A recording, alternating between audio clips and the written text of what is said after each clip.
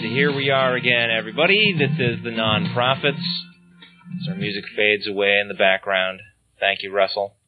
Yeah, that's how we shoot every time. We should fade out the music. Well, I mean, we do. It's just that usually we don't get to hear it, because usually it's channeled right through the equipment. Only we had. But you don't start talking as it fades some more out. Technical problems. Oh, well, yeah, but I can't tell. Yeah, exactly. I can't hear the damn music. Yeah, so, maybe we should have a call for funding to come to us so we can build a studio and get really cool equipment. The trade-off is our audio quality on the music is way lower when we do this, because that was just a microphone stuck in front of the CD player. Right. And you're giving away our trade secrets now. I'm giving away our emergency backup plan. Well, those are trade secrets, man. What are we doing? Oh, yeah, this is the Non-Prophets. I'm your host, Jeff D., co-host Vic Farrow. Hey. And producer Russell Glasser. Hi there.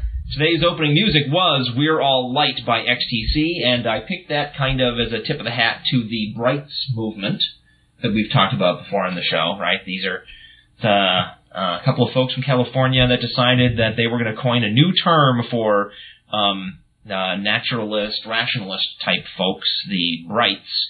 And first they had Richard Dawkins do an article in Britain saying he was a Bright and he thought it was a great idea. And this past week, Daniel Dennett, my favorite philosopher, did an op-ed piece in the New York Times. That was on January 12th, talking about the Brights. If anybody's interested in that, the website is www.the-brights.net.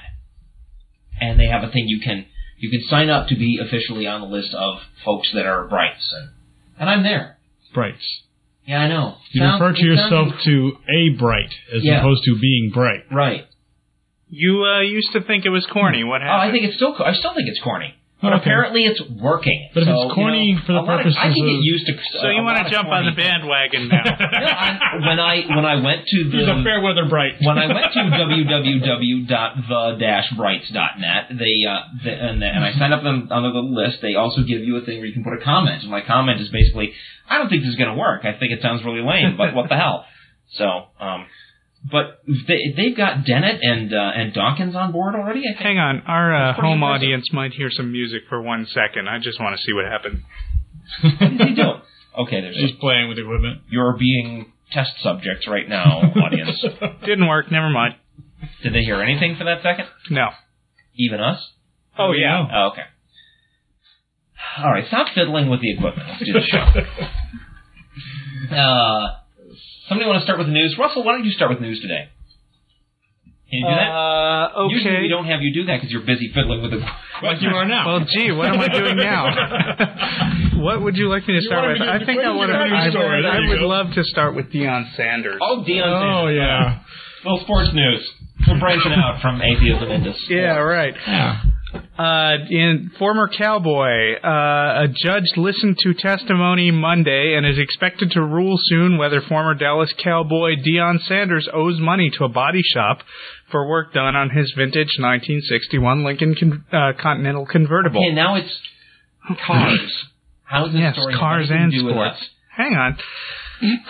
The owner of the repair shop said Sanders wanted to pay only $1,500 of his $4,265.57 bill, saying that Jesus had informed him that was all he needed to pay.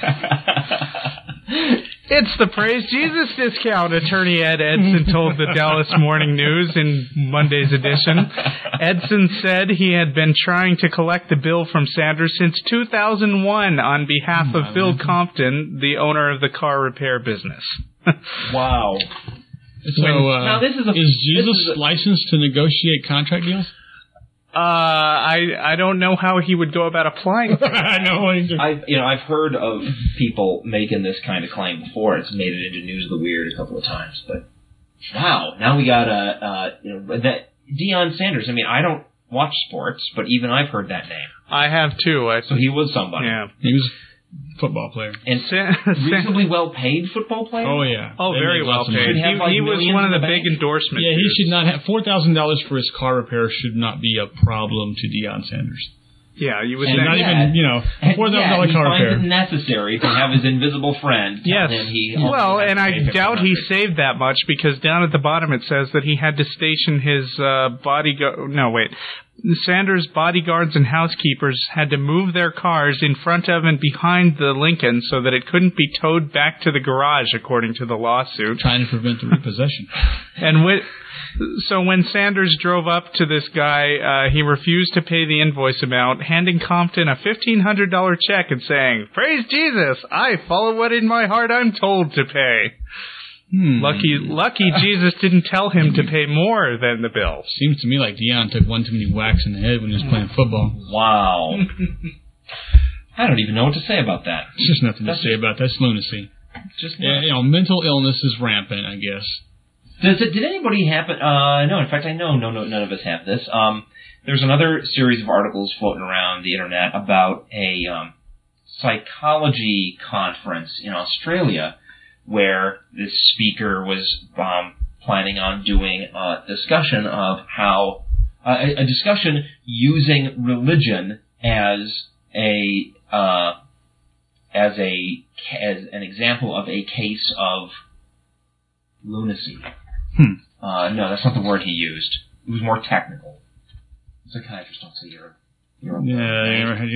diagnosed as a lunatic. Delusion. Delusion was the word.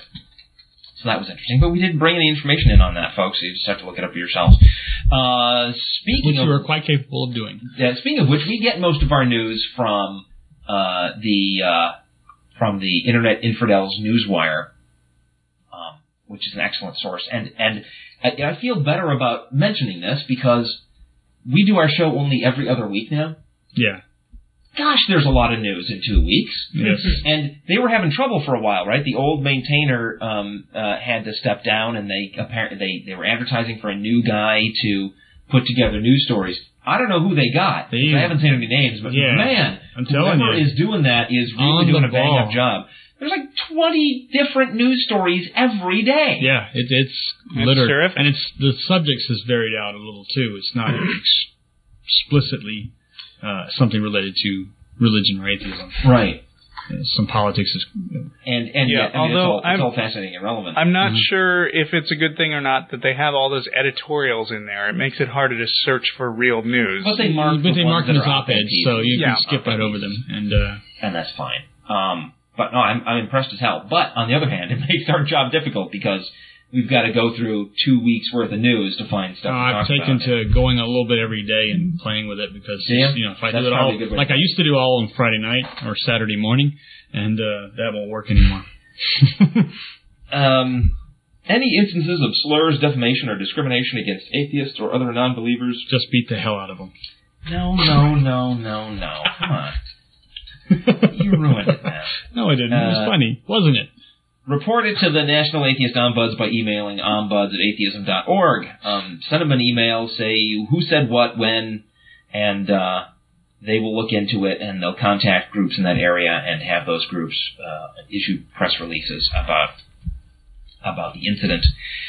You can order past episodes of The Non-Prophets and an audio version of our sister show, The Atheist Experience, which airs on public access television only in Austin, Texas, in a convenient CD format. Each CD includes a full month's worth of audio from both shows in both QuickTime and MP3, plus extra surprises. CDs are $5 each. Email atheist@mac.com for info.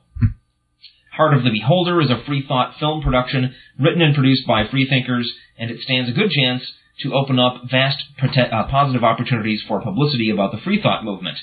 To find out more about this work in progress and how to support it, visit www.beholder.com. I went to that website the other day. Yeah? To see what it was all about. Yeah. The story is solid, but when they got into the description of how much money they've collected and how they're trying to get it, they got a lot of work ahead of them. Well, we're helping out. Another website I want to mention just while we're on the subject. There's a fine website called www.votetoimpeach.org. I went to that this morning. Did you? Yes, I signed up. All right. You'll never guess who they're suggesting we ought to impeach. And I have no idea whether these kinds of efforts are going to go anywhere, but It doesn't go anywhere, but it's one more voice saying that, that it's calling the conservatives to the carpet for their hypocrisy, and that Clinton lied about a sexual affair, and granted it was before a grand jury, but Clinton lied, Bush has lied about war. Yeah. And people are dead now. There's over 200 American soldiers and close to 7,000 Iraqi civilians. Nobody got killed for Bill Clinton's lies. Right. Just saying. It's the same thing, though. I mean, everybody, conservatives... people just got off for Bill Clinton's lies. Yeah. At least the conservatives were ranting and raving about how could you trust the president? He lied to a grand jury. He lied to the American people. Well, your boy, you conservatives, your boy just did the same thing. And now I've been listening to the conservative radio shows in the morning when I drive to work. I read and they are beating a backwards track trying to say this is just no big deal. They just absolutely refuse to believe that this is an actual lie. And it's just the liberals are just making it out to be a bigger issue than it really is. No, we're not. It's a lie. And flies. They knew they were lying. Yes, and they made shit up in order. And I have details on that. Well, let's hold off on I don't know. Details, you heard about the George Tenet story this week, where Tenet basically took the fall for a very obvious, blatant lie. And conservatives on my message board were praising him, saying, boy, George Tenet really has some integrity. He's just like President Truman, who said the buck stops here. And I said, the buck stopped with Truman because he was the president. You idiots! Yeah. Oh, they're really just stepping on themselves, trying to. And it's not just brush this away. Your rank and file conservative, supporters. Right. I have just been astounded by the song and dance being put on by Bush and Tony Blair. Oh yeah, that was. These guys come out. I used to respect Tony Blair. What happened to him? I don't know. But they come out in front of the cameras and they look at the cameras and they go, we really, really, really, really, really believe that he had weapons of mass destruction. As if that answered anything. Right. I don't care what you believed. I care what you had any right to believe. Yeah, and just like we've been saying all along, it doesn't matter now even if they find a whole cache of nuclear weapons. The point is, they said, we know exactly where they are. We've seen them already. Before they went to war. Yeah. They shouldn't be in the position of stumbling around trying to justify themselves. Oh, now they're not even justifying that. They're saying, well, we really don't need to find weapons of mass destruction now. Right, now because we've got, we had a dictator and he needed to be removed. No. You're not only, in my mind, not only do you need to find weapons of mass destruction, but you need to find a vast quantity of weapons of mass destruction. You need to find this stuff a month ago. Yeah. I mean, it's... There's no talking your way out of this. But what really strikes me, though, is this appeal, once again, to belief as if belief itself was justification for others to believe. No, it's not. What's justification for anybody to believe is evidence of the thing that you're believing in, right? Right. If you can provide the evidence of the thing you're believing in, then you got a right to believe it, and you got the power to make other people believe it, because all you got to do is show them the evidence. Mm-hmm. Right. But when you say, we really, really, really, really, really, really believed in the face of all this evidence that you had no evidence, then all that they're doing is it's an emotional ploy. Worse than that. And some people may think that it isn't appropriate for us to talk politics on what's supposed to be an atheist show. I'm not talking politics now. I'm talking ethics. Exactly. I'm saying that this is, it's all tied together. Yeah. The worldview of an atheist basically is that you shouldn't believe stuff without evidence. Yeah, and let's be fair though. There are atheists out there that are only interested in the God question, and they're deeply irrational about other stuff. But this is, this point is the best defense for atheism that there is. Yes. Right? If you're gonna adopt this defense when it comes to atheism, then you darn well ought to take it seriously in other aspects of your life as well, because otherwise you're pretending that evidence matters when it comes to guns, but doesn't matter when it comes to other things. Like war. Like war, for example. Yeah. And it's worse than just believing that they had the correct evidence. They knew that some of the evidence that they were using and presenting to the American people and to the world was faulty. They knew it. They knew it in February of 2002 because Ambassador Joseph Wilson was dispatched by Cheney to Nigeria to investigate the Iraqi uranium claims. 8 days later, he reported back that the documentary evidence was a forgery. On August the 26th of 2002, Dick Cheney claims that Iraq is developing a nuclear program. September 24th of 2002, CIA Director Tenet briefs the Senate Intelligence Committee on a report that Iraqi nuclear threat using the Niger evidence to back his claim. September 26, 2002, the IAEA vigorously denies that any such nuclear program exists in Iraq. On October the 6th of 2002, George W. Bush addresses the nation and threatens the American people with mushroom clouds delivered by Iraq using the same Niger evidence. October the 10th of 2002, Congress votes for war in Iraq based on the data delivered by Tenet and by the nuclear rhetoric from Bush 4 days prior. January 2003, George W. Bush, in his State of the Union address, says, these are the 16 famous words, the British government has learned that Saddam Hussein has recently sought significant quantities of uranium in Africa. That's the sentence that they're now claiming, well, that should not have been in his speech. Well, yeah. And then now Bush is saying, but he didn't really know. He believed that they were giving him credible information and that his speech reflected what he knew at the time. Now, I've seen references which say that sentence was in his speech and then removed from his speech and then put back in again. In October, apparently there was a speech made somewhere, and I don't remember where I saw this, but that the inference was removed from the speech in October of 2002 in a speech. Right. And then back into it again in 2003. Which means that they clearly knew it was false. Yeah, they're trying to pin it on the CIA for passing them bad information in the first place. But the CIA has been saying all along, we told them, don't use this shit. Right. And you can't say, Bush cannot claim that he did not know that there was this was questionable evidence. Because if he does, then you leave the question of who's in charge of the White House, because apparently he's not. And if he did, he flat out lied. Well, he participated in a lie. Let's be fair to him, right? It could be that the people that work for him, whose responsibility is to tell him what's going on, because you can't expect the president to personally investigate every. No, that's why he has staff. Yeah, that's why he has staff. So it's possible that the staff is screwed up, right? It's possible. The problem is, it's not just like, here is an example of an isolated mistake. This is a pattern. Mm-hmm. This is happening over and over and over again. And, it's not just Tenet being the guy making, if he is responsible for a pattern of deception that led us into a war that cost American lives, he shouldn't just step down, he should be imprisoned.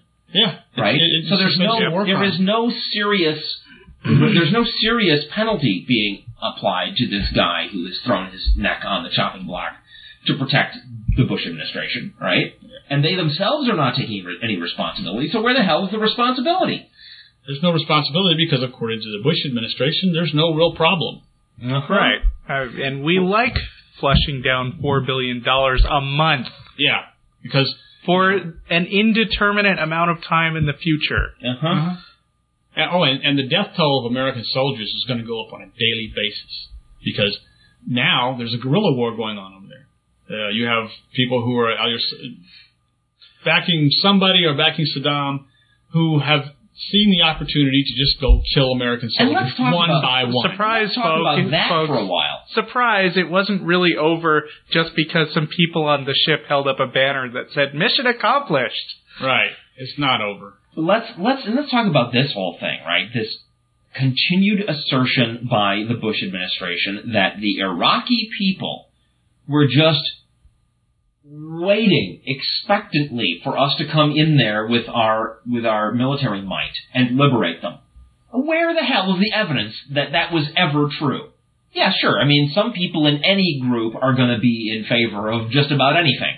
And there are some isolated examples of relatively small gatherings of people expressing, happiness that the United States came in. But there is no sign of this overwhelming positive expectation that the Bush administration insisted over and over and over again was going to meet us. Right. They were glad for us. Even the ones who really did want to be taken over might be having second thoughts at this point when, 2-3 months later, they still don't have a government. They still don't have water in a lot of places or electricity.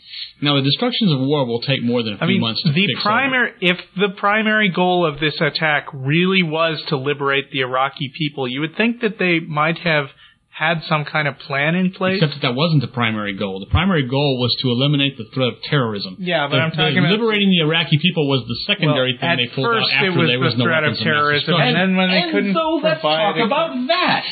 There is no evidence that Saddam had any significant connections to Al-Qaeda. None. Not a smidgen. None at all. His weapons of mass destruction, the ones he did have, are probably because we gave them to him. Maybe one of our foreign policies ought to be we don't give weapons to people. The Bush administration took advantage of American emotional distress because of 9/11. Yeah. Just blatantly took advantage of it to get us to support this war that I still don't know what the real reason was for, because I haven't heard any that makes any kind of sense. Project for a New American Century. You don't believe it, huh? I haven't heard one that makes any sense. This is Bush you're talking about. Yeah, making sense is Bush not part of this. thing.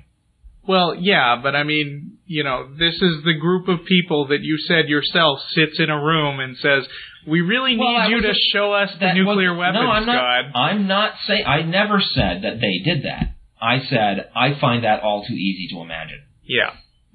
I'm still waiting for the final word to come out. And we've got it third hand from that report in Haaretz, the Israeli paper, that Bush is going around saying that he attacked Iraq because God told him to. Yeah, I'm waiting for the other shoe to drop. Uh-huh. What else we got on this particular story? I have something here. Go ahead. Speaking of the body count. Oh.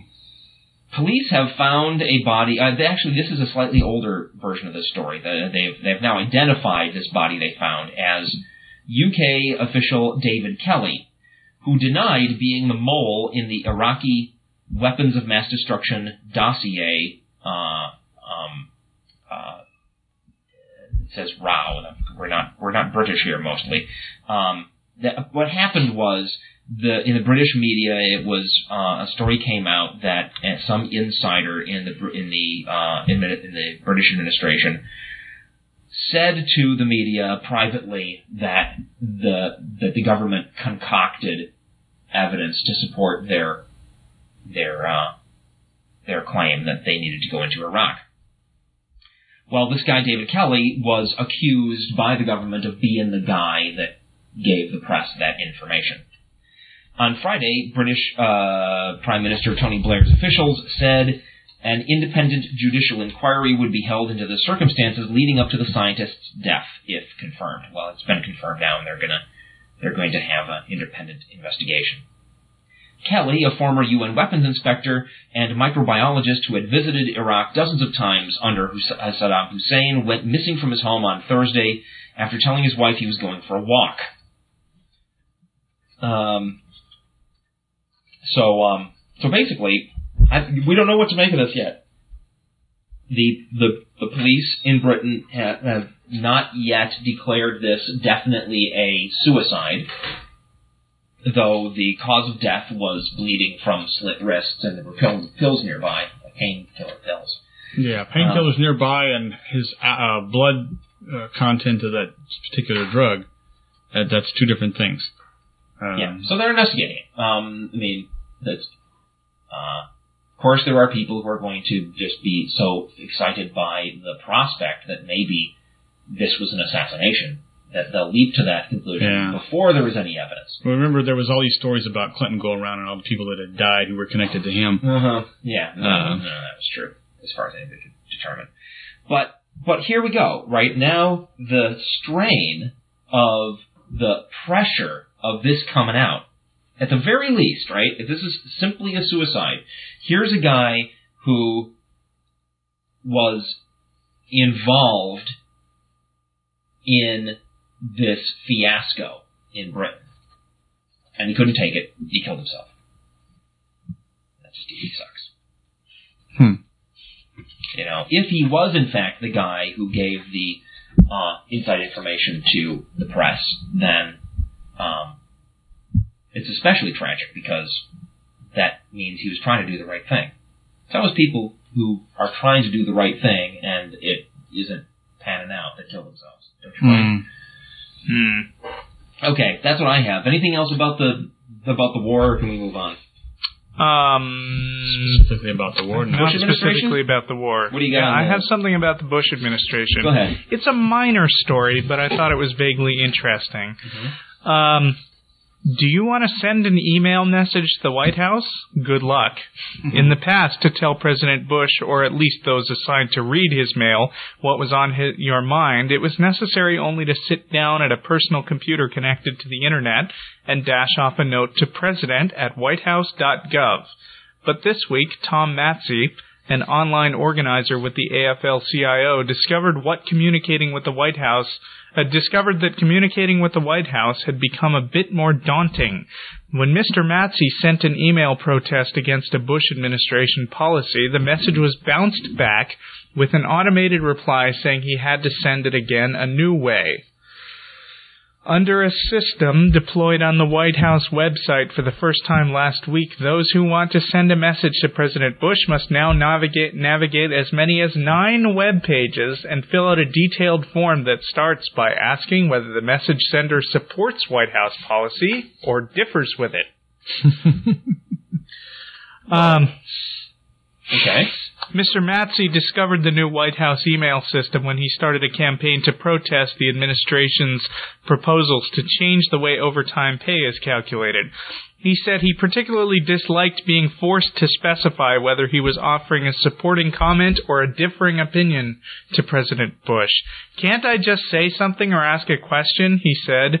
Mr. Matzey also said he was upset that none of the many categories listed included either unemployment or jobs. That's because the White House doesn't want to hear what anybody has to say about unemployment or jobs, or we might tell them. This is the most ridiculous web form for contacting someone I have ever seen, said Mr.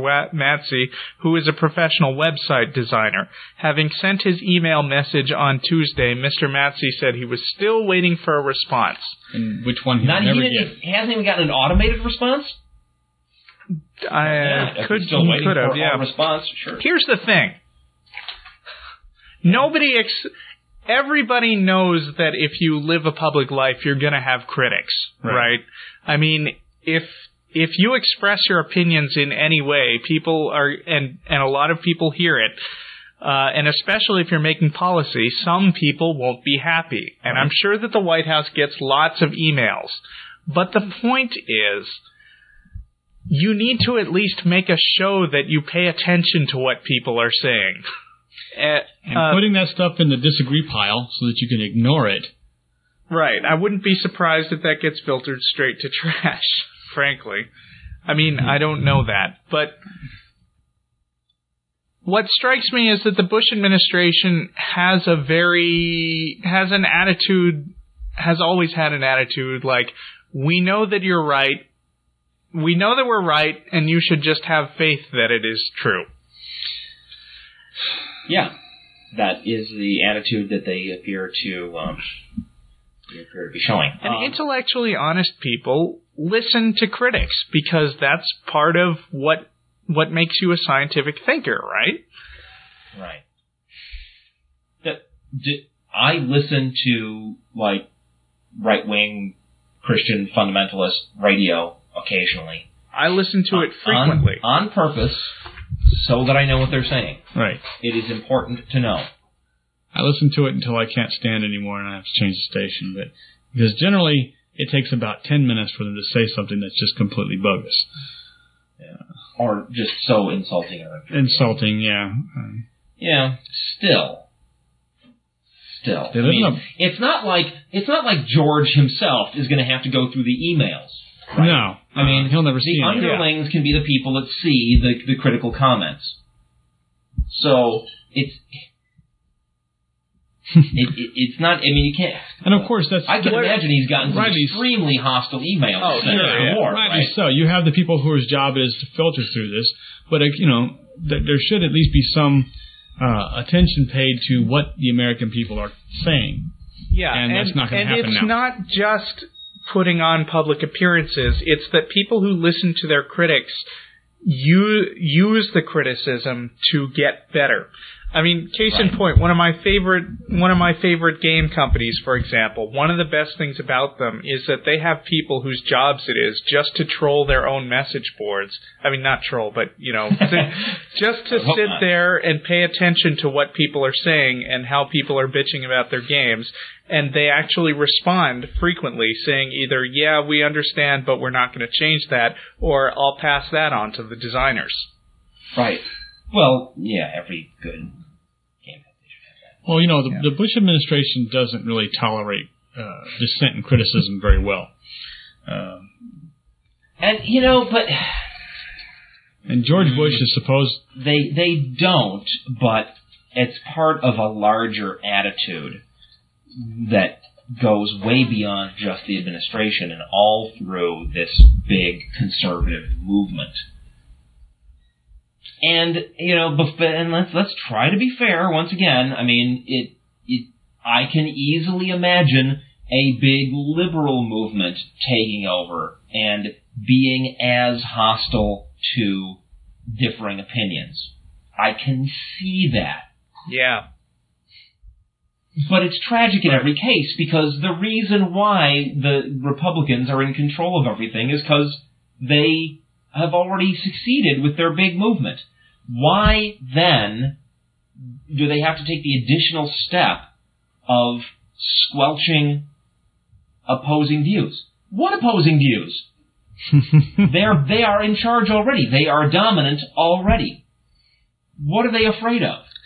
The conservatives... afraid they won't be dominant forever. Yeah. Conservatives see things... Because why, though? I mean, if you really believe what you're saying, and then you wind up being in charge, right, getting elected and controlling Congress and the White House and all that stuff, right? If you really believe that what you're after is all fair and just and good, and yeah, of course, there's always going to be some people who disagree, but you're doing the right thing, then why squelch opposing views? Because I think it comes down to the fact that part of what they believe includes that the entire world is a great giant battle between God and the forces of Satan. Yeah, they see things in black and white terms. All conservatives see things in you are either for us or against us. There is no middle ground. They hate gray areas. Yeah, I mean, take Harry Potter. Do they discuss Harry Potter? Do they have Harry Potter reading groups where they explain what's the problem? No, they ban them. Again, let's be fair to Shrub. I have never heard Shrub come out and say that Harry Potter is satanic. Okay. There are bounds. I think his handlers were smart enough not to let him do that. But I mean, I just get this sense of insecurity underlying all this stuff. I mean, if they really thought that they were right and that they were dominant because they had reached people with arguments that were correct and information that was correct, and that they were really on the right side of things, then they should just be able to relax and do their damn jobs. And not feel that it's necessary to grab more control. They know they don't have a majority of support. We really are torn in half in this country, and they know that. So they're not going to rest easy until they've essentially done away with or secured their power base. They're not? Well, no. Good. Then you're a week. I think that we here actually believe in something like an evolution of memes, where basically over a long period of time, the best ideas generally win out as long as there's a fair competitive environment. And they don't believe that. They don't believe that. Because they have sort of a faith-based way of looking at things as opposed to a scientific way of looking at things. Okay, I'll buy that. And here's some evidence. Everybody remember RLUIPA? The Religious Land Use and Institutionalized Persons Act of 2000? Remember this? After they didn't get support in Congress for more broad special powers for religious groups in the United States, they managed to pass this thing. But now, a California district judge has declared a portion of the law aimed at helping houses of worship overcome land use disputes unconstitutional. In a little noticed ruling filed June 24 in the U.S. District Court of the Central District of California, Judge Stephen Wilson said Congress redefined First Amendment rights by passing the Religious Land Use and Institutionalized Persons Act of 2000. The Washington-based Becket Fund for Religious Liberty filed a motion on July 8 asking Wilson to reconsider and withdraw his decision. The ruling, in which Wilson called the act a blunderbuss of remedy, came when the Elsinore Christian Center sued the city of Lake Elsinore, California, after it was denied a conditional use permit to move into a former grocery store building. Quote, the result is likely to be, as in this case, that many land use decisions will be invalidated despite being legitimately motivated and generic in effect, simply because the aggrieved landowner is a religious actor, Wilson wrote. By religious actor, I'm pretty sure he doesn't mean... Mel Gibson.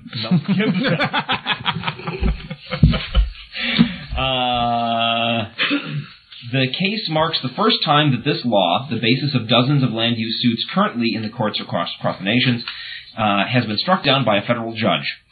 Under RLUIPA, governments must apply the least restrictive measures against religious groups or show that zoning laws or other regulations serve a compelling government interest.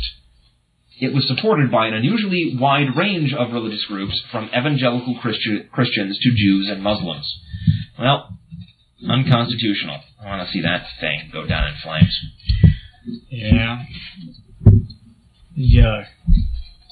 Conservatives and the religious right, actually the fundamentalist varieties, the ones who are trying to impose their religious beliefs on us by getting them put into our laws, affect a lot of things, including the funding that was supposed to go to the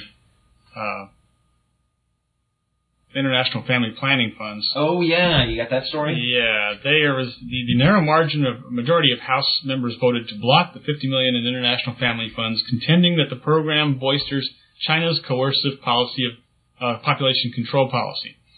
The 216 to 211 vote was a setback to the United Nations Population Fund, known as the UNFPA, which promotes contraception and safe birthing and child care practices in more than 150 countries. While the program generally has bipartisan congressional support, senior Bush administration officials and some GOP lawmakers say it violates U.S. law by supporting China's one-child policy. I'm sorry, I was unaware of there being a law against China's one-child policy. I'm not sure how we can have a law that is applicable. Maybe they're talking about some supporting countries that have differing policies or something. I don't know. But the critics say that this sometimes results in forced abortions. Now, the UNFPA officials say they do not promote abortions, and a 3-member investigative team that was President Bush had dispatched to China last year found no evidence that the program endorsed or promoted coercive abortions or involuntary sterilizations. But that has failed to satisfy the administration, which diverted $34 million from the program last year, or several congressional Republicans. So once again, they're being unsatisfied by the actual evidence. Right. They know somehow, magically, what the truth is, and they go ahead and insist that they have to have their way, and they're willing to continue to assert stuff that they have no evidence of in order to get their way. Yeah, and meanwhile, they will deny the funding that was providing millions of dollars of help to poor women in developing countries, because there is a religious agenda here of the anti-abortion movement, which says that, as long as these conservatives, and particularly Bush, who, claims to have Jesus as his personal philosopher, and is bought and paid for by the religious right, wants to impose this, no abortions worldwide. And that means that if China has a reputation, even if it's hearsay, of requiring abortions, or if there are abortions performed in China, we can't send them any money. We'll cut the funding off to everybody to make sure that China doesn't get any. Ugh. And all because, someone might get an abortion. Personally, I just don't see how abortions are these people's business. If it's not your family, if it's not your girlfriend, wife, daughter, whatever, they're attempting to make it their business by offering their ultimate goal is to get rid of abortion. So they're offering this huge sum of money to certain countries and then saying, "Oh, do you do abortions? I'm sorry, you lose." Yeah. And even when their evidence points that there's no indication that their support is helping to perform abortions, they'll still fund it because somebody actually got one. Yeah, sure. It's going on there, therefore we can't give them any money because those people are evil or something. I don't know. Where is... Have we got, a faith-based intelligence network now? There you go. That's the only thing I can think of that answers this question of where is the Bush administration getting its information if it's not from the people whose job it is to actually go out and find the actual information. Well, maybe he's talking to Jesus. It's prayer. Okay, it doesn't have to be, but boy, it sure looks like it is. Yeah, and it's bad enough that they do that, but then they actually hound the people whose job it really is to collect information, like the weapons inspectors, because their findings do not agree with the faith-based versions. There's a political agenda, and you'll never convince me it doesn't have to do with being in control of the Middle East where all the oil is, that they're willing to misrepresent the facts and outright lie in order to gain control. Yeah. This is nothing short of... Yeah, but by the way, back when you were talking about I can't figure out one single rational reason for the oil, several people, for the war, several people in the chat room were pretty much screaming at you, oil! Yeah, it really is. You can't pull out that. No, I'm sorry. If you took the money that went into paying for this war and you put it into developing alternate fuel sources, we'd have them. Yeah, true enough. Okay, how many billions a day? It's a lot. Yeah, that's right. That may be the actual reason why they're doing it. That's not what I'm saying, right? I'm looking for a reason that makes sense. That's what I'm looking for, and I still don't see one. Even without putting that money elsewhere, I can't see that they could possibly recoup their losses from the war for a very, very long time just from taking Iraqi oil. No. Hey, all you chat room people, by the way, welcome there.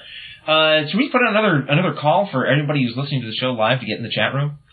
Let's do it and see how far we can get. We tried this a couple of weeks ago. The chat room is working this week. The chat room's actually working. It's the link from the webpage, right? Yes. The www.atheist network. Is that one word? Atheist Network? Yes. .com. No hyphens. Click on the chat link. You'll find yourself in the chat room with the other people listening to the show. Hi, everybody. Okay, what else we got? You got the Pat Robertson thing there somewhere. I've got Pat Robertson all over the place here. Okay, let's start with your Pat Robertson. That's the last thing I have. Yeah. Oh, no way. Well, we'll do yours. We got two different Pat Robertson things. Yeah. Right? Oh, yeah. Well, that the Bush administration, in order to fight the funding of terrorism, has banned the import of diamonds from North African countries. And now we've got this big struggle in Liberia with essentially another dictator.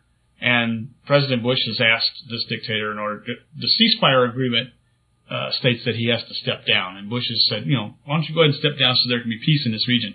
Yeah. Well, that just pissed Pat Robertson the hell off. Pat Robertson has repeatedly criticized the Bush administration over its handling of the crisis in Liberia. And in recent days, Robertson has used his nationally broadcast television show to charge that the U.S. government has sought to destabilize Liberia and oust President Charles Taylor. Although Taylor is a brutal dictator and under the indictment for war crimes by the United Nations for his involvement in Sierra Leone.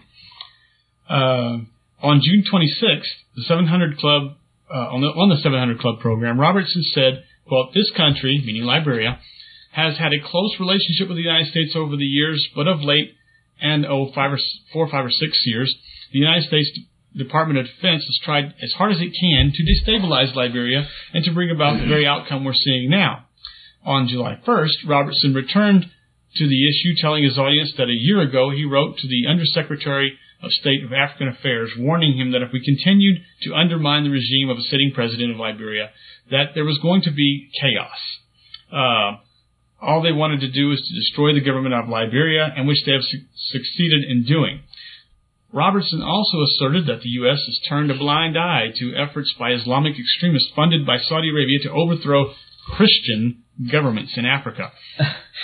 During the July 7th rant, Robertson asserted that the United States has no business forcing a duly elected President Taylor, whom he describes as a Christian Baptist president, from power. Well, it's widely regarded that those elections were fraudulent. So was ours. Yeah, okay. During his repeated TV tirades, Robertson failed to mention one thing: that he's business partners with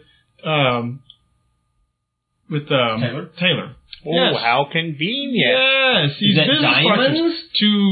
Two men are partners in a gold mining venture. In 1999, a Robertson-owned company, Freedom Gold, entered into an arrangement. Freedom Gold entered into an arrangement with Doesn't Taylor's that mean regime. French gold? Entered into an agreement with Taylor's Freedom, regime. vast quantities of wealth for me. Yeah, and for Taylor, because if there's gold to be found, then Taylor's regime gets royalties, and if Taylor is ousted, that negotiation or that contract has collapsed, and Robertson stands to lose a boatload of money. Last year, Robertson's Christian Broadcasting Network aired portions of a Robertson-backed Liberia for Jesus rally, during which Taylor officially proclaimed the country as a Christian nation, despite the fact that most Liberians are not Christians. 45% of the Liberians follow indigenous religions, and 38% are Christians, and the rest are Muslims. The UN indictment of Taylor accuses him of backing a civil war in the neighboring Sierra Leone. The conflict has left more than 200,000 civilians dead. His record on human rights is so bad, meaning Taylor, that he is barred from visiting the United States, a ban that Robertson has tried unsuccessfully to persuade the State Department to lift. Robertson would have his viewers believe that his interest in Liberia is purely humanitarian, but in fact, he's become partners with the dictator in hopes of making a lot of money. By the way, I wouldn't worry about Pat Robertson's ability to make a lot of money. And among other things, I learned something this week. I found out that Pat Robertson is actually the head of his own little multi-level marketing scheme. Yes? He sells protein shakes. Yes, I've seen those. Yes, Pat Robertson's protein shakes. Become a distributor today. Is that powdered Jesus bone or what? It's the 5 herbs of the Old Testament. I've seen that. The manna from heaven? I've seen that crap. It's like somebody combed through the Bible and found like every time they mentioned some weed or other, and they somehow it's magical if you pick all those things, those particular things, and put them in your food. Yeah. Or smoke them. Really? I read an article the other day about saying that you could throw the hypocrisy of the resistance or the Christians saying that it's bad to take drugs and smoke pot, because in the Bible it specifically says somewhere in Genesis that that every plant and seed was made for human use. And I'm paraphrasing, but that's what it says. Oh, that's true. And so every plant and every seed, that includes marijuana and poppy seeds. So smoking dope and snorting coke, that's biblical. That way. It's like you're not supposed to take carrots and stick them in your eyes. Yeah, but you're making a distinction. It didn't say how you're supposed to use them. It just says it's for your use. So, Speaking of carrots. Wait, there's more on Pat Robertson. Well, I'm going to do my segue on carrots. I'll be moving back to Pat Robertson in a second. Amanda found this one. This has nothing to do with atheism. Amanda found a website for this musical duo in Australia that is all about making musical instruments out of carrots. They drill down the length of the carrot and then drill holes into the side and they make flutes out of them. And then they bind a bunch of them together side to side and make like a panpipe kind of thing. And they have all these music clips of them actually playing carrots. Until they turn rotten and they're not playable anymore. That's a use. Go. Okay, go back. What's up, Doc? Yeah, okay. Well, Pat Robertson has been in the news quite a lot lately. Yeah, what else is he up to? Religious broadcaster Pat Robertson urged his nationwide audience Monday to pray for God to remove 3 justices from the Supreme Court. Not 1, not 2, but 3, so they could be replaced by conservatives. We ask for miracles. We ask for miracles in regard to the Supreme Court, and I'm sorry I can't do a Pat Robertson voice. Robertson said on the Christian Broadcasting Network's The 700 Club. Well, I think we should just pray for those old men that leave their jobs in the Supreme Court. Very nice. Okay, I'm starting to get creeped out here. Get out of here, Pat. It has to do with, like, grinding your teeth together really hard. Go ahead. Oh, boy. Robertson has launched a 21-day prayer offensive. He's lying through his teeth. Yeah, he's doing literally. Talking. You do Pat Robertson. You talk in the back of your throat and you just leave your teeth together in no time. Why, those judges will be out of there in no time. Go ahead. He's launched a 21-day prayer offensive directed at the Supreme Court in the wake of the 6-3 June vote that decriminalized that sodomy. Prayer is offensive, isn't it? Yes. The same letter targets 3 justices in particular. Well, one justice is 83 years old. Another has cancer, and another has a heart condition. For those judges in prayer.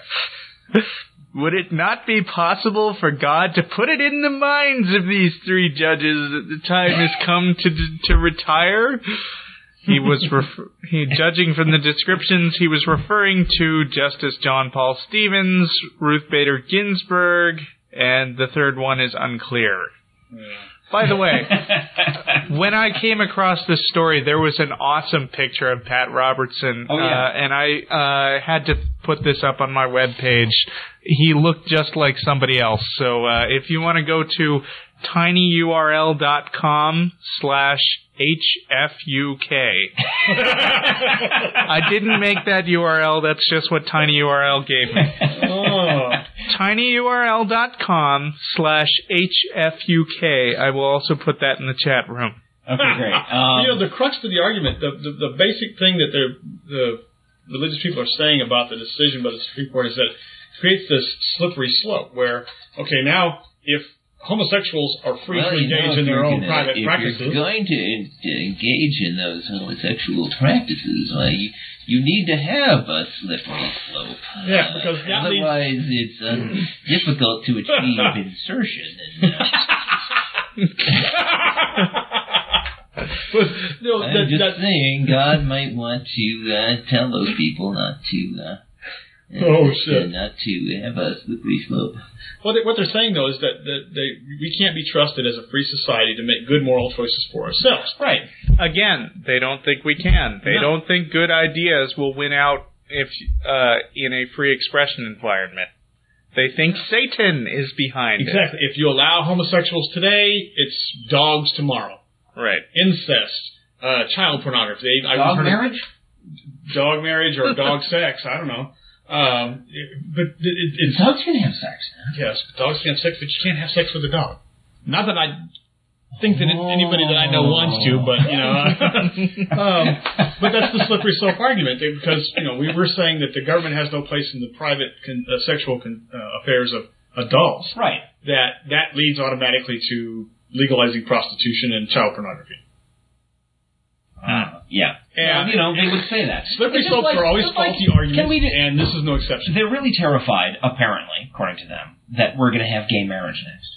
Yeah. And I do not understand this so-called Defense of Marriage Act They're always wanting defense to put of through. Christian version. What do you mean defense? What? You know, I'm betting if a couple of gay guys in my neighborhood get married, my wife and I will pretty much still also be married. Yeah. I mean, I just don't understand the objection. It's none of your business, dude. Fine, marry who you want. What's the problem? It's like somehow it's not going to be marriage. You won't be allowed to be married to a woman if there's also gay your marriage. kids will see that gay couple and say, "Oh, gay people can get married. Now I'll be gay." Yeah. And woo! Since it doesn't work that way. But even if it did, so what? Well, okay, seriously, because it's all the ick factor. It's all I don't. It creeps me out too much for people to be doing that. And so no, seriously, I wish we had Christian listeners because I would like to ask them if we did. What's wrong with you people? That too. Come up with one really good practical reason why gay marriage is scary. Why it's a threat to you just personally? Anything. The Bible. Yeah, and that's exactly what you'll get. The Bible says. Yeah, but if they say the Bible, then they're basically agreeing that, you know, according to the First Amendment, this is out of the realm of what the law can do. Nuh-uh. Well, they don't care. Because they don't believe that the First Amendment separates their religion from our government. Okay, now that's the Pat Robertson stuff?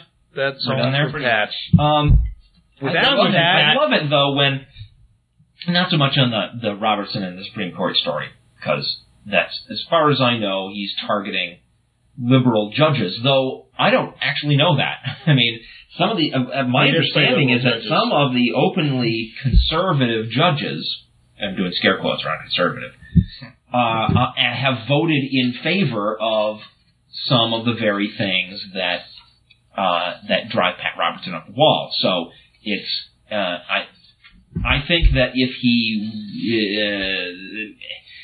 he is claiming that there is if he's claiming that you have to have more conservative judges in there to get more conservative results, he might be in for a surprise. Well, Pat Robertson's problem is that what he thinks of as reasonably conservative is what most of us consider, you know, completely off-the-wall lunatics. Yeah, and that's true. Most of those people don't make, don't get to be Supreme Court justices. Even the really bad ones, they're, well... But I love when these guys are at each other's throats. Because that's great. And Robertson versus the Bush administration over Liberia. I love that. Because the more time they spend slamming each other over the fine points of conservative religious fundamentalist dogma, the less time they spend actually messing with us. And I'm in favor of that. We have another story about that too, don't we? Isn't there what? Isn't that the guy in Minnesota or something with the drug policy thing? You had that, Russell. Did you set it aside? Please wait. Give it to me. I'll read it. Read something else. I can't find it. All right, we'll move on. Here's some good news. Big increase in humanist funerals. Now, it's not what you think. It's the same number of humanists dying, folks. This big increase in humanist funerals is not being matched by a big increase in attacks on humanists. The number of people asking for non-religious humanist funerals has soared by 72%, according to West Midlands Co-op, the largest funeral director in Is this what you were talking about? its region. Sorry. Yes, I was. Okay. We'll go back to that after. The Society's funeral division has experienced rapid growth in people taking the option of a secular ceremony over the past year, with figures already totaling 115 so far in 2003. Simon Fisher, funeral controller for West Midlands Co-op, said, "Many families have been left with instructions by the deceased to arrange a non-religious funeral service, while others feel that a non-religious service is more appropriate. Either way, the number of people who take this option when planning a funeral has significantly increased and continues to rise. While the vast majority of our funerals continue to be religious services, there has been a rapid rise in requests for the humanist format." The increase in demand has created a need to support Dave Webster, the Society's non-religious officiant, with 2 other members of the West Midlands co-op staff. So they've had one guy whose job it was to arrange humanist funerals. They have now gotten him 2 assistants. He's got a staff. Yeah. Vicky Manwaring from Halesowen and Sue Hunt from Willenhall. I don't know what part of the country this is I'm talking about, unfortunately. I'm sorry about that. Wait, West Midlands, is that British? That might be British. Midlands. Because Midlands, there's Texas Midlands. Yeah. Isn't there a West Midlands in Britain? Yeah. I'm afraid I just don't know. I don't have the information. They have been trained to deliver secular services as the team grows to take on the extra number of funerals. Simon added, "We are the only cooperative funeral service." Oh, that's the advertising blurb. We'll skip that.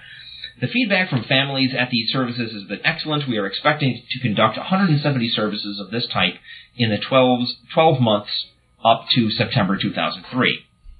So that's interesting. I mean, I've heard a lot of talk amongst my atheist friends about issues like funeral services and so on. You know, and actually having a full, complete humanist lifestyle, including the way you get buried.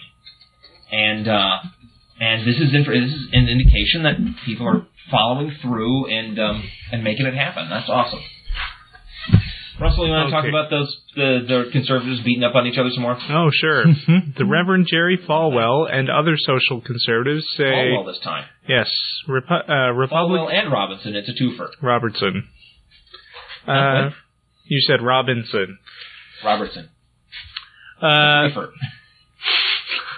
There's got to be some Robinson. Jerry Falwell and other social conservatives say that Representative Gil Gutknecht, Republican from Minnesota, is out to make it easier for women to get the abortion drug RU-486.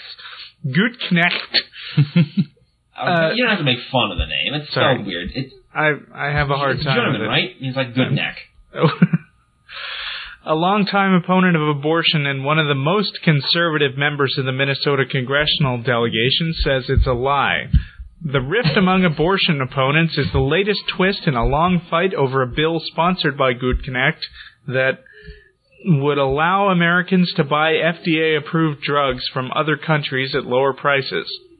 Once these drugs hit the American drug supply, there is no controlling where they go and whom they impact, Falwell wrote in a column in the Washington Times. Does he not get the FDA-approved part?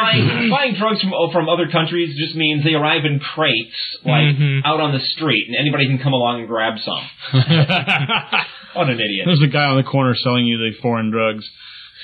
Gutknecht fired back, saying Falwell had a case of extreme paranoia, which of course we know is true anyway. The pill would still be available only from doctors and would be restricted by other federal regulations, he said.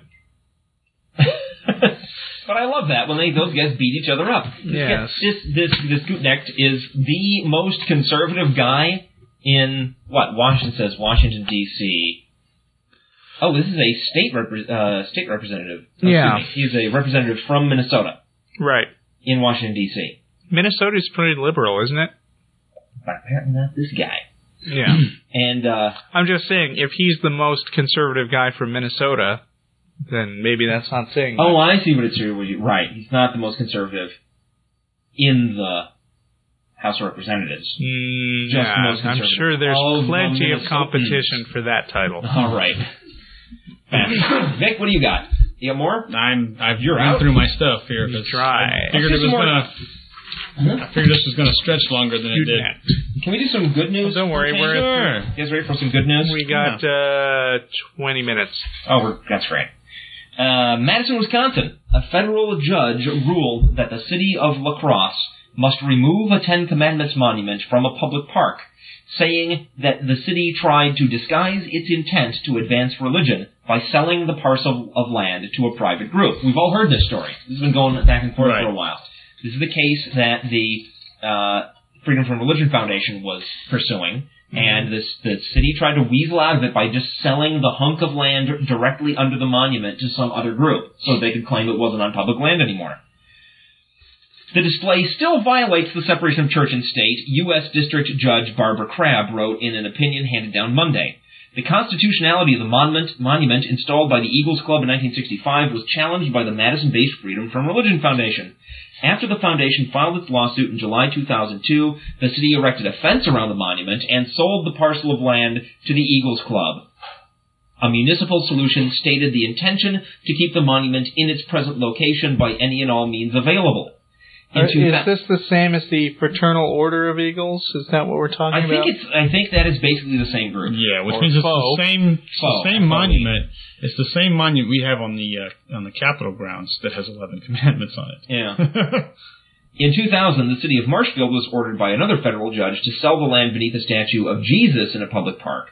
The constitutionality of that display has also been challenged by the Religion Foundation. Oh, I don't think I'd heard of that one. Statue of Jesus they're going after. Excellent. Crabb, however, found the sale was simply an attempt by the city to disguise its intent. Quote, there was no reason to sell the land other than to maintain the location of the monument, she said. That is awesome. It's nice every time we got a rational person on the bench. And now you know the Ten Commandments display in Alabama is still there, even though he's been ordered to take it down. And there are now rallying to protest and obstruct any efforts to remove it. There was some article I read briefly that said that some of the conservatives or the religious people were gathering around the monument to protect it from being removed. As usual, I just have to ask, it's got historical value. It's been there for 8 months. How does a guy completely thumb his nose at the law and state publicly that he has no intention of following the law or respecting it in any way get to stay a judge? You know, seems like a good example to me if I go out on the street corner tomorrow and says, hey, I'm no longer going to have respect for our laws. I wonder how long I'd stay free. That's a good question. If he can stay in his seat. There's got to be some. We were talking earlier about the Supreme Court. Did we talk about that? The charge by Pat Robertson. Oh, Ginny was talking about that before the show. Oh yes. The charge by Pat Robertson that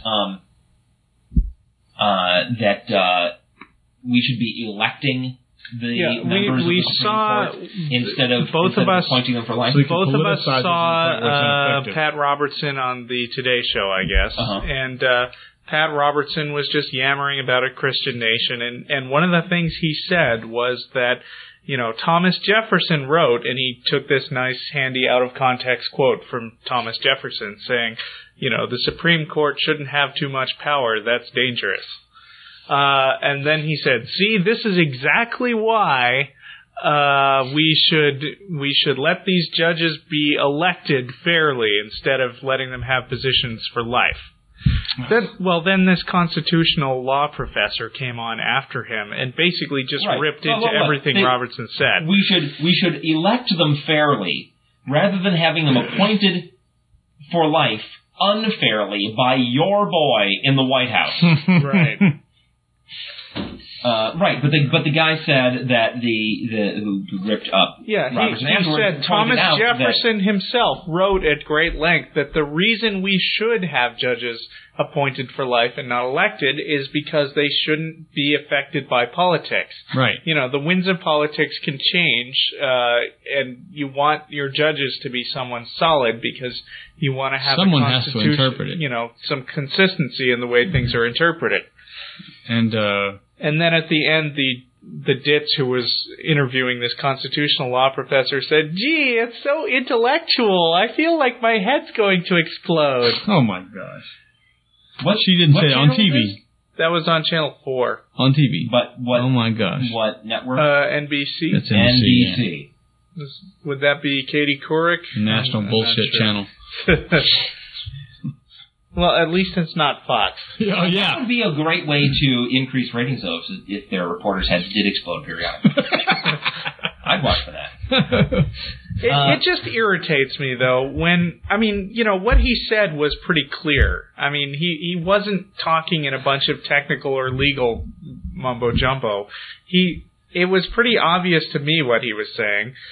And, you know, it just irritates me when people who are supposed to be out there informing the public by having these shows make it a virtue to be stupid. Because they've got to appeal to their audience. Right. And, say it again, big number of Americans are just willfully stupid. And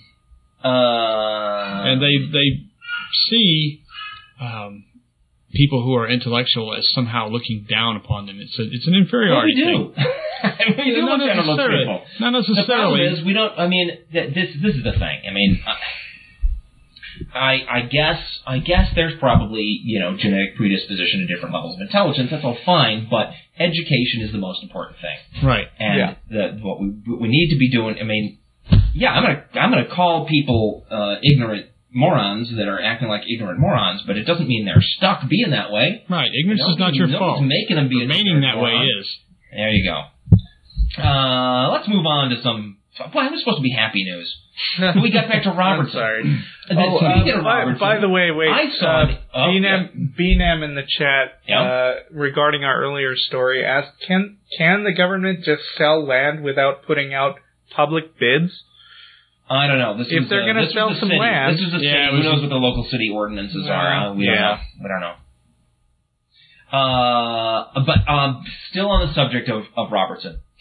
I read a transcript of an interview with him on CNN where, in this case, the reporter was really asking him pointed questions, trying to find some glimmer of intelligence somewhere in that idiot, and she didn't find any.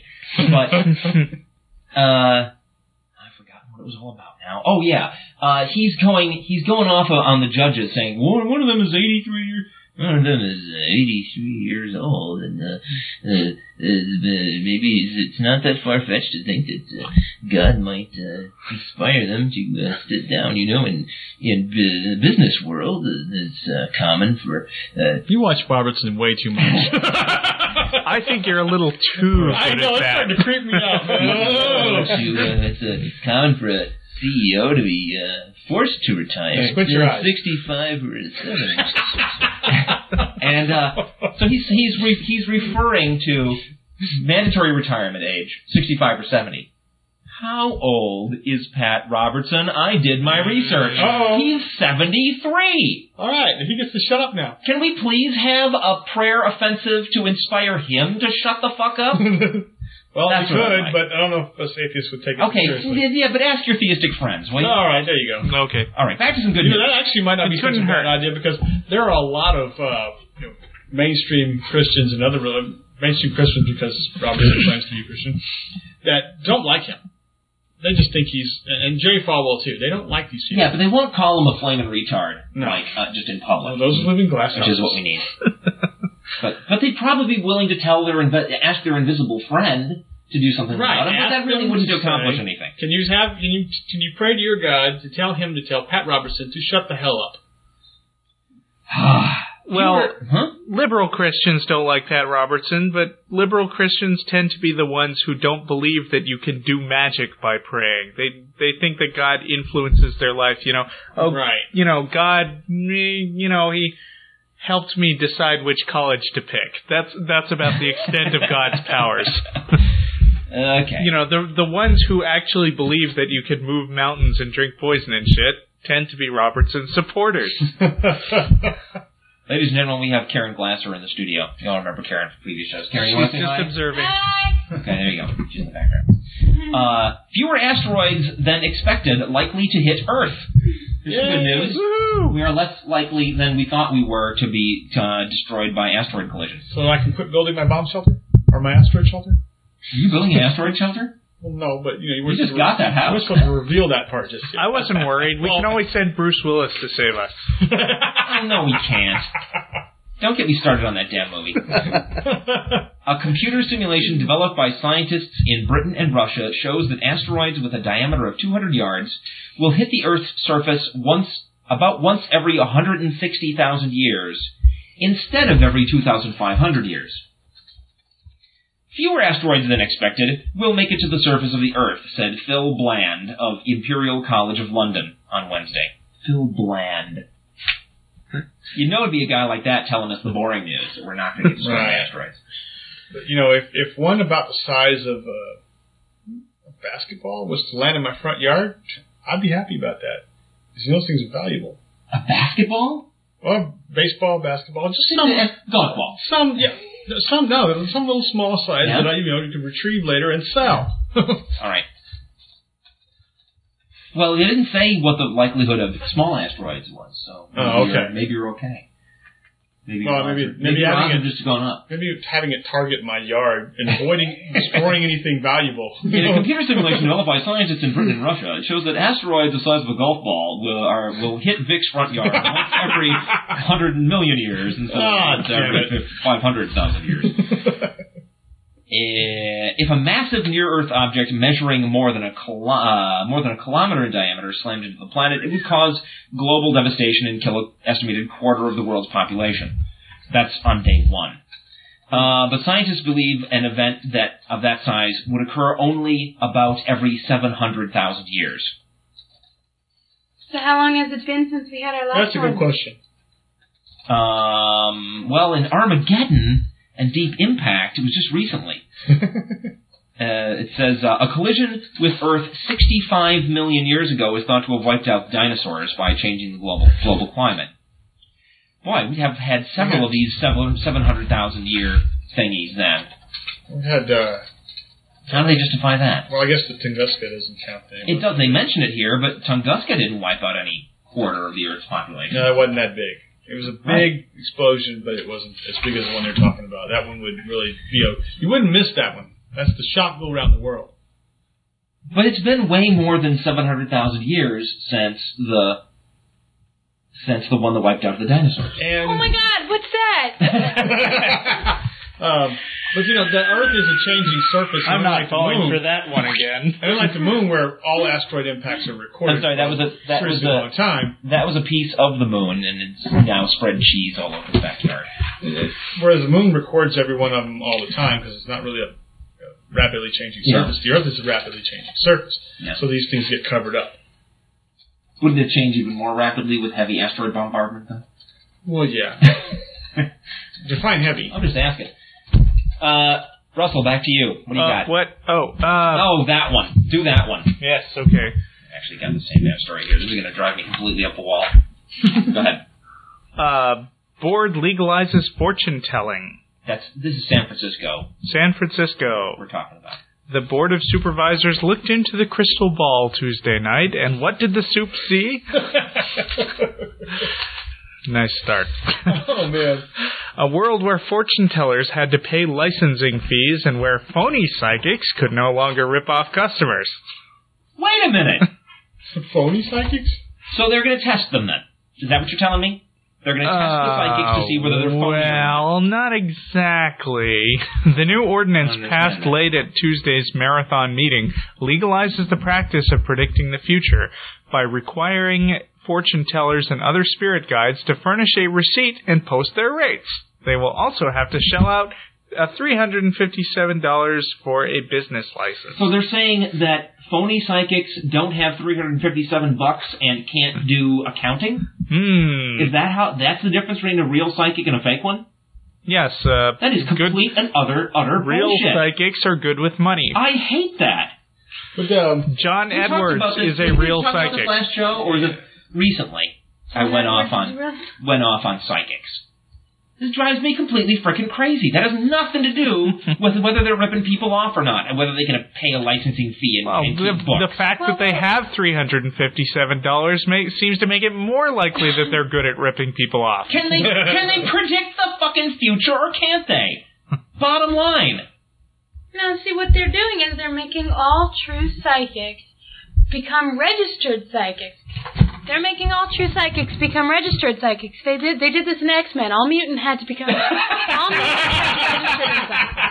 So that you could know where and when at all times a psychic was. So that, yeah. Oh, good, because we wouldn't want them running amok and taking over the world. Can't we hate and fear them and hunt them down like in the X-Men? Yes. That's what I'd rather do. That would be cool. That's exactly the point. Oh, but short of that, I think that we need James Randi to come up with a test. Test the damn guys. If he can find me a psychic who can actually predict the future, that guy should get a license. Yeah. Bottom line. Mm-hmm. There you go. Let James Randi come up with the test. And I've been pissed off about this. Single one of those licenses. I've been pissed off about this since there was an article in Free Inquiry, I think it was. Yes. From we talked about that a couple of weeks what's ago. her name? There's this woman who wrote books on rationalism. And I've read some of her books, and I completely agree. But she came out, and I can't remember the name. I'll remember it next episode. But she came out in defense of the psychics, saying that not letting them practice their business amounts to free speech, control of free speech. No, bullshit. Lying to people and taking money for a product that doesn't exist is not a free speech issue. It just isn't. That's fraud. It's a fraud issue. Yeah. Period. It's fraud. I don't get it. If you're selling something that's not entirely, because they'll have disclaimers and little tiny writing at the bottom of their ads that say this is purely for entertainment value. And that gets some places that's what they do, and that is an okay solution. Though I think that cigarette warnings, there needs to be a minimum size. Even with the disclaimer, people really believe that they're getting real advice. But if it is for entertainment, that's something that exists. If you're really entertained by that, sure. I can get behind the labeling thing, but I think it needs to be bright red letters in neon, taped across the psychic's forehead. And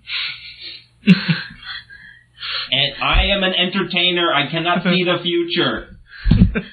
Let's look in the crystal ball and see what's in store for you, shall we? Let's see. Can I do one? I'm just trying to see if there's anything else in this story. There's nothing else to say. It's completely freaking stupid. It presents a business opportunity. That a guy can see the future by having him pay you $357. Okay. It provides a business opportunity for someone who has... If you didn't tell them how much the fee was, and you just had... I'm thinking of a number, and that's going to be the fee, right? You pay exactly that fee, and we'll let you be a psychic. I can get behind that, too. Here's a business opportunity. You got somebody who is good with technical gadgets and like somebody from the Disney haunted house routine stuff. And they build up this little psychic room, and it's all full of gizmos and ghosts and bumps and everything. And you come in and you get your fortune told and you talk to the dead. Yeah. And it's purely for entertainment purposes because you knew going in it was a ride. Yeah. And you get to charge for that. By the way, can we say hi to Lane, who's in the chat room? Hey, Lane. Lane is a brand new atheist from a few months ago. Yay! Brand new from a few months ago. Well, no. I'm betting there's newer ones than that. Yeah, but one of the newest we've had, I think. Hi, Lane. That's all. Okay, thanks. Did we actually get much of a turnout when we called? We sort of half-heartedly called for more people to join the chat room that are listening to the show live. Well, they've been in and out. I think we had about 7 at our peak. Okay. That's still down. It's the new chat room thing. I think people aren't used to it. Yeah, I know. Yet. This chat room is kind of crappy, but hey. But, we are big supporters of the Atheist Network. Exactly. We're glad that they provide that important service for us. Right. Else we wouldn't have a chat room at all, right? Very true. What? I do. I actually am. I'm very appreciative of the Atheist Network. Well, I was just commenting on the immediate need to. Well, maybe you just criticize them heavily. That's just a little ass. And Rich is so hot. Can I do it? Are we done with the stupid fortune teller crap? Oh shoot, we're actually pretty much done with the show. We're done. What do you mean? We've got a few minutes, don't we? Not if you want. All right, closing music. We're done. We'll leave you with XTC doing "We're All Light." And I want to remind everyone, check out thebrights.net, www.the-brights.net. Sign up, be a bright. Why not? And then vote to impeach.org. There could be worse words than that. And yeah, vote to impeach. Vote to impeach.com.